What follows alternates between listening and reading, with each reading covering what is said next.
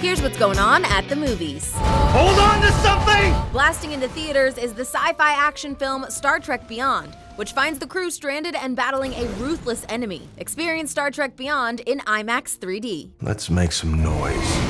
You gotta make a wish! Manny, Sid, Diego, and the rest of the gang are back and embarking on a hilarious new adventure in the animated family film Ice Age Collision Course. This is the guy who's gonna save us.